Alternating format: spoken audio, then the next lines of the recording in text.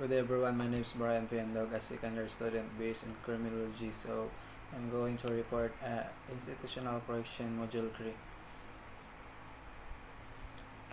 Let's tackle about the institutional agencies in the Philippines. First, Department of Justice or DOJ. Under the Executive Department of the Philippine government responsible for upholding the rule of law in the Philippines, it served as the government prosecution arm and administers the government criminal justice system by investigating crimes, prosecuting offenders, and overseeing the correctional system. So the DOJ serves as the government prosecution arms and administers the government criminal justice system by investigating crimes, prosecuting offenders, and overseeing the correctional system. The following agencies are attached to DOJ. First, the Bureau of Correction. So under the Bureau of Correction is an agencies under the Department of Justice that is charged with custody and rehabilitation of national offenders, that is those sentenced to serve a term of imprisonment of more than 3 years. So the next one is National Bureau of Investigation or NBI. So it undertakes the efficient detection and investigation of crimes and other offenses against Philippine laws. It also acts as a national clearinghouse of criminal and other information for the use of all prosecuting and law enforcement of the Philippines. Next is Public Attorney Office or the PAO.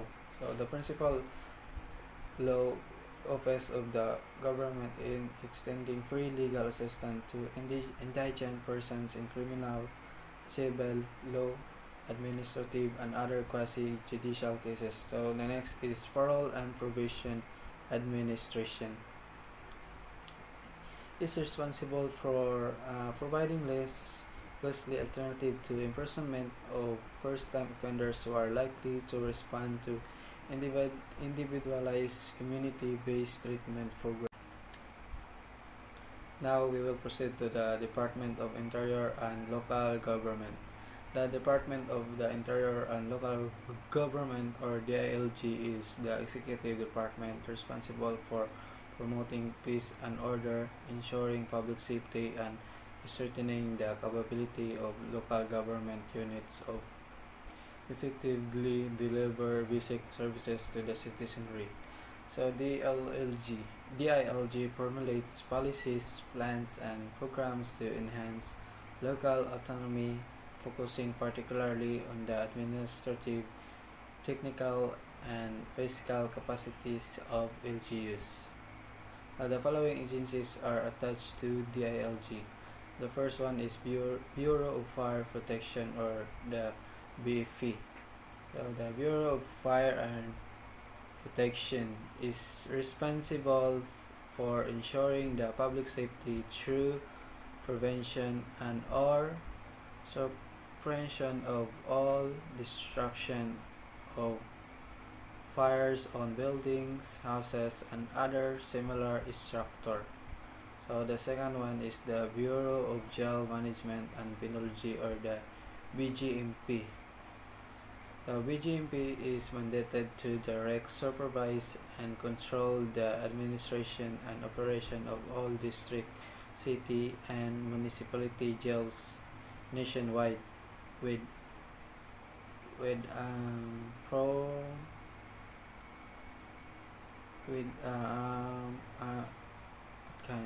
task of safekeeping and development of inmates.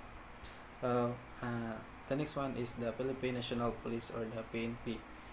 PNP is tasked with enforcing the law to prevent and control crimes, maintaining peace and order, and ensure public safety and internal security with the action support of the community.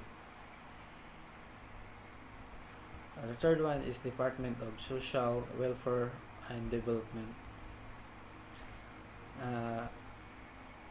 It's the primary government agency mandated to develop implement and coordinate social protection and poverty reduction solution for and with the poor, vulnerable, and disadvantaged. This is the DSWD is mandated by law to develop, administer, and implement comprehensive social welfare programs designed to uplift the living condition and empower the disadvantaged children, youth, women, older persons, person with disabled families increases or at risk. The seventh institutional correction of the Philippines. New Bilibid Prison, Correctional Institution for Women, Iwahig, Davao, San Ramon and Sablayan prisons, and penal farms and the Leyte regional prisons.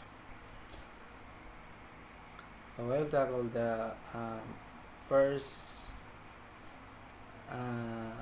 first seven institution is the New Bilibid Prison or the NBP. In Muntinlupa, Metro Manila is the main insular penitentiary designed to house the prison population of the Philippines. It is maintained by the Bureau of Correction or the BUCOR under the Department of Justice. As of May 8, 2018, the NBP housed 26,877 convicted criminals.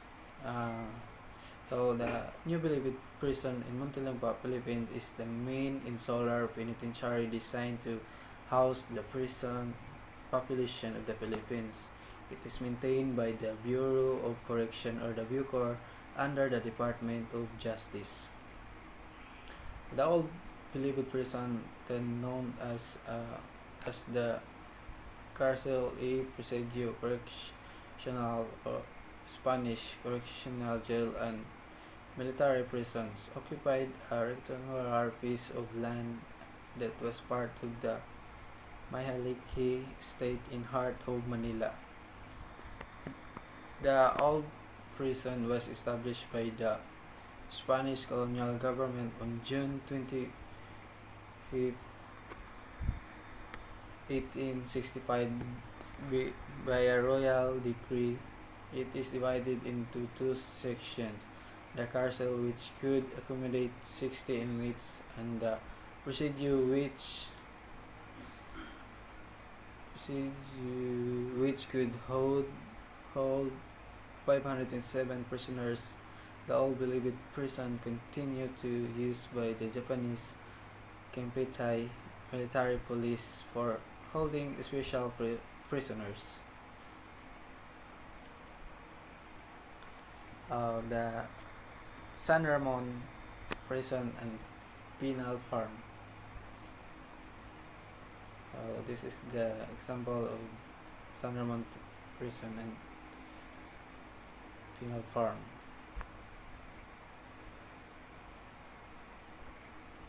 According to historical accounts, the San Ramon Prison was established in southern Zamboanga on August 21, 1870 through a royal decree promulgated in 1869.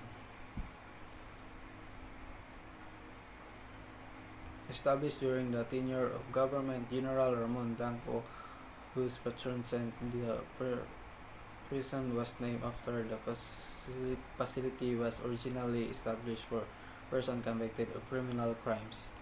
Considered the oldest penal facility in the country, prisoners in San Ramon were required to do agricultural work. So the San Ramon Penal Colony was established to imprison Muslim rebels and other reluctant political offenders opposed to the Spanish rule.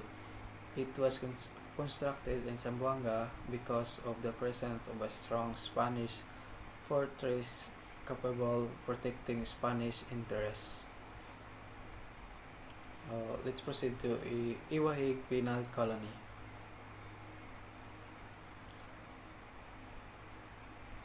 This facility was established during the American occupation. It was, however, during the Spanish regime that Puerto Princesa was designated as a place where offenders sentenced to banishment were exiled. A specific area of Puerto Princesa was selected as the site for the correctional facility. So, Iway Prison and Penal Farm in Puerto Princesa, Palawan, Philippines is one of the 7 operating units of the Bureau of Corrections under the Department of Justice and the world's largest open-air jails. Governor Luke Wright authorized the establishment of penal colony in the province of Palawan on November 16, 1904.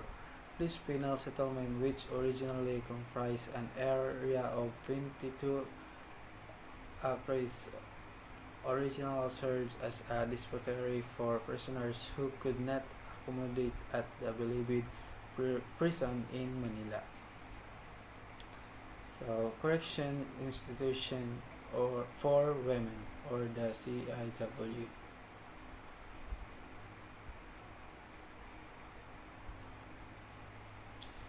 In a report dated January 22, 1959, submitted to a committee created by Administrative Order Number 287 by the President of the Philippines, it was noted that before a separate building was constructed especially for women prisoners, all female convicts were confined at the all-Bilibid prison on Escaraga, Manila. In 1959, all female convicts were confined at the all-Bilibid prison on Escaraga, Manila. Report before a separate building was constructed especially for women prisoners. Convicts were held in the all-Bilibid prison. The male prisoners were confined in dormitories near the women's quarters. Because of this condition, vocational activities of the women prisoners were limited to embroidery. The transfer of the women to a separate sites became inevitable after a series of negotiations started by Prison Director Ramon Victorio. The Philippine Legislature passed Republic Act No.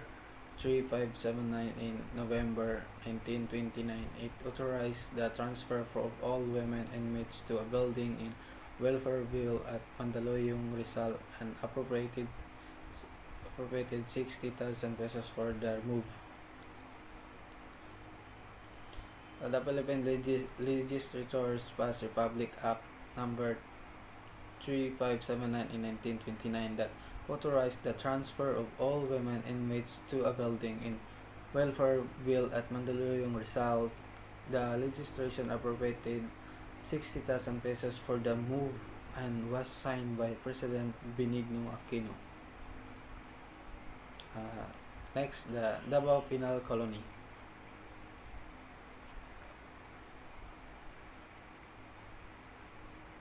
The Davao Penal Colony is the first penal settlement founded and organized under Filipino administration. The settlement, which originally had an area of approximately 30,000 hectares in the decrees of Panabo and Tagum. Davao del Norte was formally established on January 21, 1932 by virtue of Act No. 3732. This act authorized the Governor-General to lease for sale the lands, buildings, and improvements in San Ramon Prison and Iwahid Penal Colony. The Davao Prison and Penal Farm, formerly the Davao Penal Colony, was established on January 21, 1932 in Panabo City. So Davao del Norte, Philippines, it has a land area of 30,000 hectares with a prison reservation of 8,000 hectares. During World War II, the Davao Penal Colony was the biggest prisons establishment in the country, which was used by the Japanese invading army as their imperial garrisons.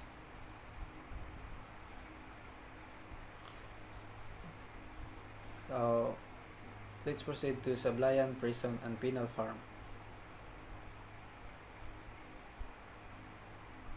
The Sablayan Penal Colony is located in Occidental Mindoro and relatively new, established on September 26, 1954 by virtue of Presidential Proclamation Number 72. The penal colony has a total land area of approximately 16,190 hectares.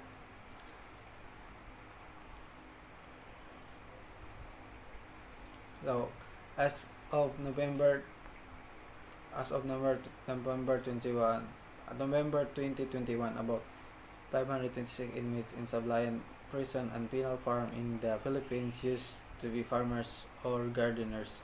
The prison facility is located in Occidental Mindoro. This is part of the Mimaropa region of the Philippines, which approximately 334.4 crime incidents per 100,000 individuals.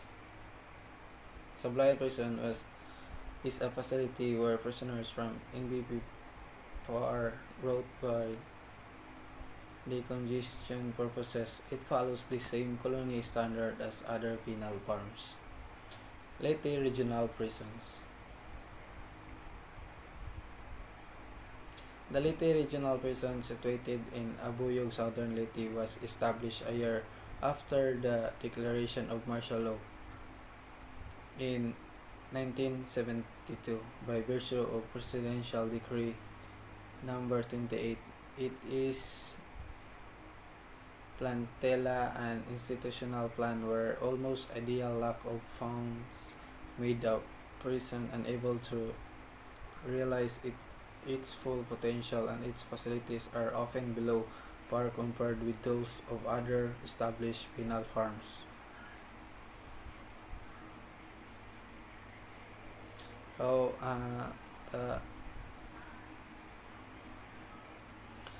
the uh, the Leyte the Leyte Regional Prison, found in Abuyog, Leyte, established on January 16, 1972 under Proclamation 1001 during the martial law, with the aim of regionalizing prisons in the country. The last penal facility to built by the Bureau of Prisons. Next is provincial jail system. Provincial jail system was first established in 1910 under the American regime, supervised and controlled by the provincial government and headed by the provincial jail warden. The provincial jail shall be supervised and controlled by the provincial government within its jurisdiction, whose expenses shall be subsidized by the national government for not more than 3 years after the effective of this act. And the mission at the office of the provincial warden shall promote safe and total detainment and rehabilitation. So, it provides safekeeping and reformatory service to inmates for eventual reintegration and mainstreaming to society, and we are guided by the values of integrity, teamwork, and professionalism. Division.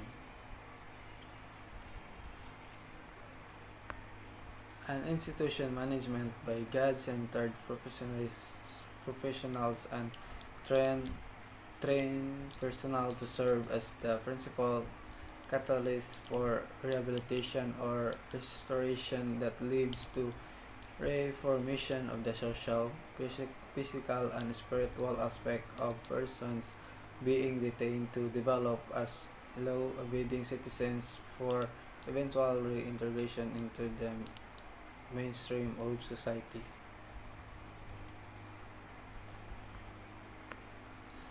So, this provides indigent sectors access to counsel at the time of need, implement the constitutional guarantee for free access to courts, due process, and equal protection of the laws. The next is the Public Attorney's Office, or the PAO, is an attached agency of the Department of Justice which provide litigants free legal assistance mandates.